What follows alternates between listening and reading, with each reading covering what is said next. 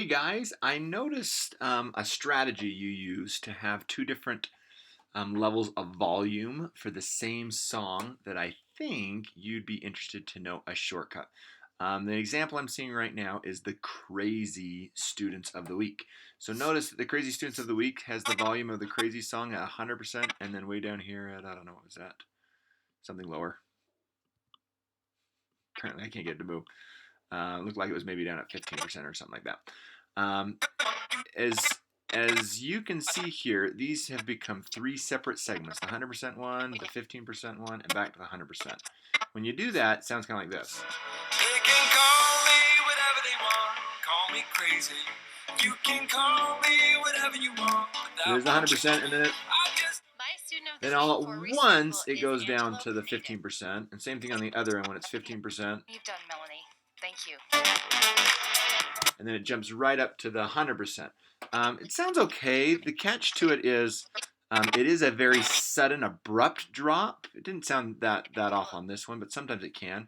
Also, if you break a song, sometimes you even pick up on an instantaneous moment of silence, which we wouldn't want. So here's how to do it the other way. You want to keep it one segment. I'm going to delete those other two. I'm going to drag this entire thing out so it's one segment like this. And the trick here is to push the R button. That stands for range. So I'm going to go right to the range that I want it to go quieter. And I'll hold the R button down, and then I'm going to click and drag. Oh, I did too slowly. Let's try again. Pushing right here, holding the R button, and then I'm going to drag. Now notice it's making a selection of not the whole song, but just part of the song.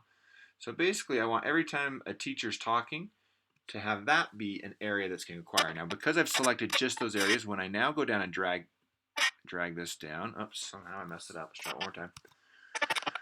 Again, the R button, drag there, come all the way over to this section over here. When I go to the line in the middle and pull it down, it's going to create what are called, I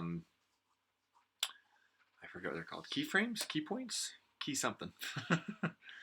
And this is a loud enough song, I'm probably going to go right down to about 7%, 6%. Excuse me. 7%. Now, the neat thing about this is that I can move these keyframes. I think it is keyframes. I can move these. Notice I've got two selected. I don't want two selected because they're both coming, so I'm going to unselect both of them. But I can move these anywhere I want. Basically, I want to be down at the 7% volume when Mrs. Coons begins and start transitioning basically at the very end of this other clip. So same thing over here. I can see Mrs. Hayes finishing up hers, so I want to do it right about there to here. So when I do this now, listen to the transition. It's just a little more gradual. It's pretty quick still. Same thing on this end. Everything you've done, Melanie. Thank you. There's just a little bit more of a gradual nature to it. I actually think I need a little bit more on this side, so I'm going to pull the keyframes a little further apart so there's more of a transition for them.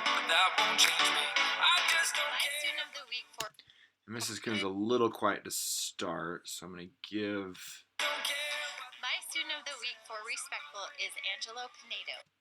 And I might need to go even quieter while the teachers are talking, so this section.